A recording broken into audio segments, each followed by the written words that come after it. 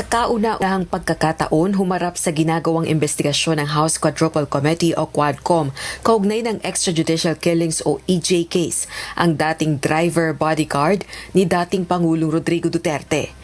Naging driver bodyguard ng dating Davao City Mayor si retired SPO4 Sanson Sonny Benaventura mula 1988 hanggang 2008.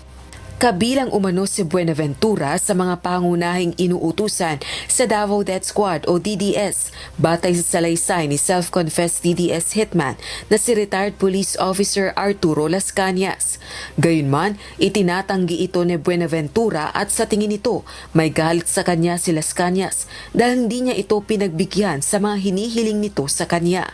Dinala kay PRRD itong mga request ni Las Cañas. Yan ang reason na sa tingin mo galit si Las Cañas sa'yo, kaya in-include ka niya sa affidavit niya. Tama po ba? Yan siguro, Your Honor. Yan siguro. Pinabulaanan din ito ang akusasyon ni retired police officer, former Philippine Charity Sweepstakes Office o PCSO General Manager Royina Garma laban sa kanya. Ayon sa sinumpaang salaysay ni Garma, si Buenaventura umano ang nagbibigay ng reward payment na nagkakahalaga ng 20,000 pesos sa station commander sa Davao City para sa mga napapaslang na suspect sa police operations.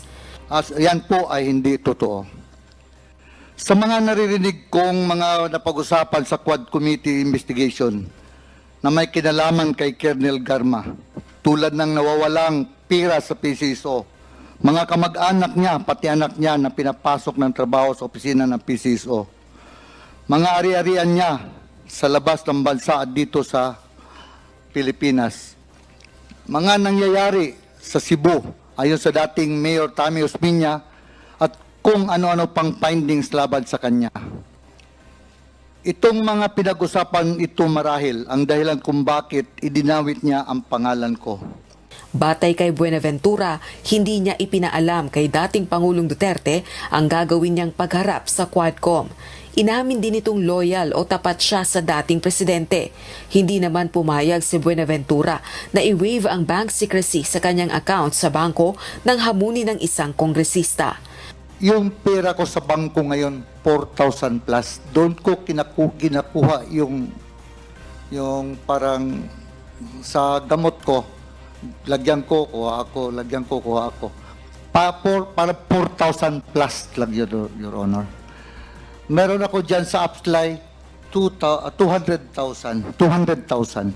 sa Upsly. Yung sa bangko ko sa PNB, 4,000 plus lang yun, Your Honor. 4,000 plus. Yung pera ko talaga. Mr. Chair, kung ang total po ng pera ni Mr. Sonny Benaventura ay 12,000 pesos, siguro naman po okay lang na i-waive nyo yung bank secrecy. Yun, nandiyan ba yung passbook ko? Pakita ko sa iyo yung passbook ko, Your Honor. Willing po ba kayo na gawin yan ngayon, Mr. Benaventura? Nasa Davao po. Rosa Licuz, UNTV News and Rescue. Diyos ang aming sandigan, serbisyo publiko ang aming pinahahalagahan.